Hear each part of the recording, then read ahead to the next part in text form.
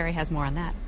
Yeah, I mean, from the capers in that recipe to the hot peppers, you really do not want to mess it up by introducing the wrong taste in the glass next to your dinner. Joining me now is Adam Henderson. How you doing? You are an expert on wine from Angry Adams. Well, I wouldn't say an expert, but we definitely started getting into wine this year. Me and my business partner, Randy, we opened up Angry Adams Wine and Cheese on the corner of Hind and Woody in Old Town Portsmouth.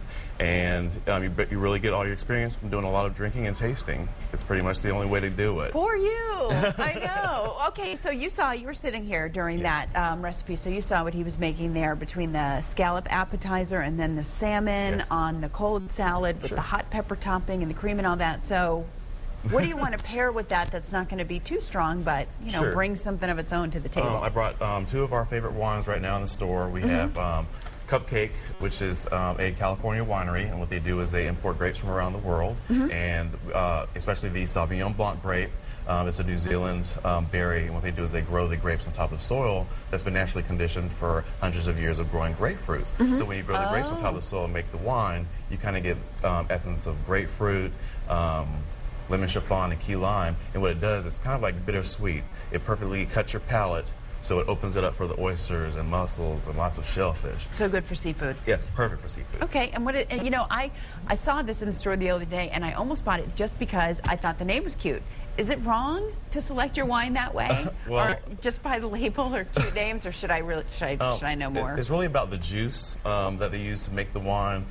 Pretty labels do attract a lot of business, but it's really about the region where it came from, the type of grape that we're growing, and Well, it's good to hear though that this is one of your picks, Right. so that I Sure. can buy it just because I think it's cute, Sure. and then now have the backup knowledge that it's good in there too. What else did you bring? This is another option? Yes, this is Broadbent Vinho Verde. It's a Portuguese wine. I knew you were going to say that.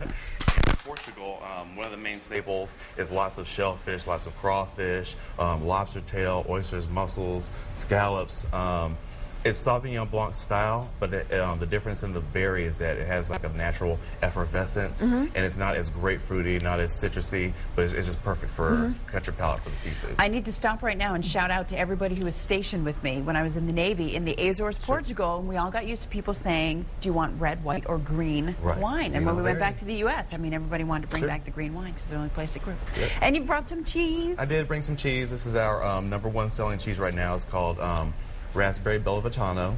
It's an imported Italian cow's milk cheese. What they do is they actually submerge the cheese in raspberry ale. So as the cheese hardens, the raspberries get trapped inside. Right. So if you're drinking a delicious Sauvignon Blanc, when you eat the cheese, the raspberries just open up in your mouth. Now, would you eat that with fruit? Would you put it on a cracker? Would you make a grilled cheese sandwich? I'm just kidding. I'm just totally kidding about that last one. It's perfect if you want to get just a nice brilliant red, a nice Malbec, or a nice Merlot. You can put it on a cracker, and it's real nice with Merlots that have essence of blueberries, because then you have a combination of blueberries and raspberries in your mouth. It's very, nice.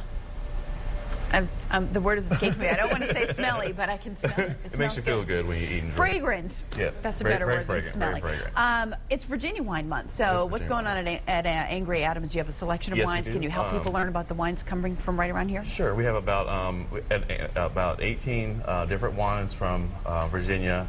Probably the more elite of the other ones. There's some Virginia wines that are a little more famous than the others. We have a couple Jefferson Vineyards and a couple from the Eastern Shore. Yeah, I think folks are familiar that there are wineries in Williamsburg. Yes. But I mean the Eastern Shore is kind of getting on the map now too. I think there's 3 different ones in the lower part of the Eastern Shore. Okay. All right. Thank you very much. Not a problem. You did Thank great. you. Great Appreciate ideas. Again, you can visit Angry Adams Wine and Cheese Spot anytime, 501 High Street in Portsmouth.